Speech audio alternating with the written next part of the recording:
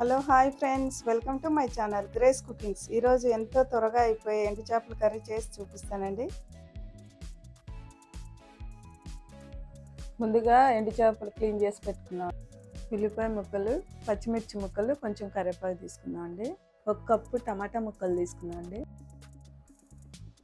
ఇప్పుడు కడాయి పెట్టి నూనె వేసుకొని వేడెక్కాక చేప ముక్కలు వేసుకుందాం అండి. కొంచెం వేయించుకుందాం అడుగు అంటకుండా. కొంచెం దోరగా వేయించుకుందాం.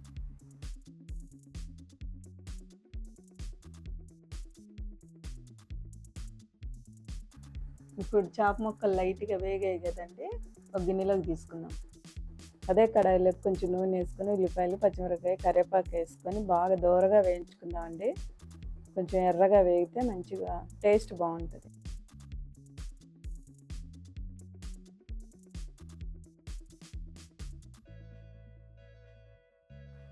చూడండి, ఆనియన్స్ ఎర్రగా వేగాయి కదండి. ఇప్పుడు అల్లం వెల్లుల్లి పేస్ట్ 1 స్పూన్ వేసుకొని బాగా వేయించుకుందాం పచ్చివాసన పోయే వరకు.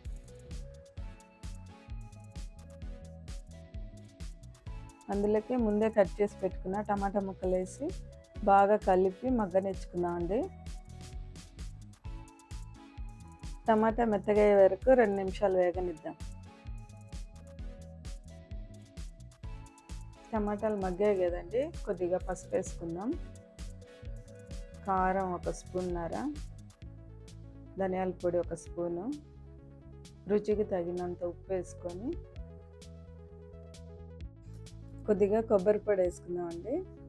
కొంచెం కారం ఎక్కువ తినే వాళ్ళైతే కొంచెం ఎక్కువ వేసుకోవచ్చు. నేను 1.5 స్పూనే వేసాను. ఇవన్నీ బాగా కలిసేలా కలుపుకుందాం అండి.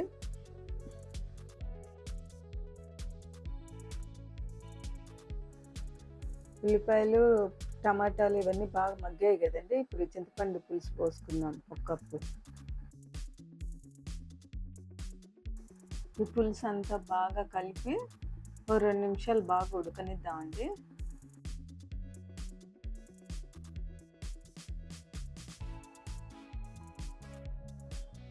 అందులోకి ముందుగా వేయించి పెట్టుకున్న ఎండు చేప ముక్కలు వేసుకొని కొంచెం కలుపుకుందామండి. ఇందులోకి కొంచెం వాటర్ వేసుకొని బాగా కలుపుకుందామండి. ఒక 5 నిమిషాలు ఉడకనిద్దాం. ఈ పులుసు చేప ముక్కలకి పడితే మంచి టేస్ట్ వస్తుంది కదండి.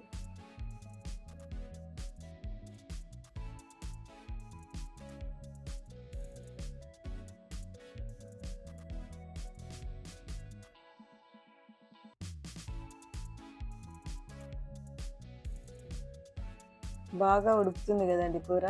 1/2 స్పూన్ గరం మసాలా వేసుకుందాం. బాగా కలుపుకుందామండి. ఒక 2 నిమిషం పాటు ఉడికించుకుందాం.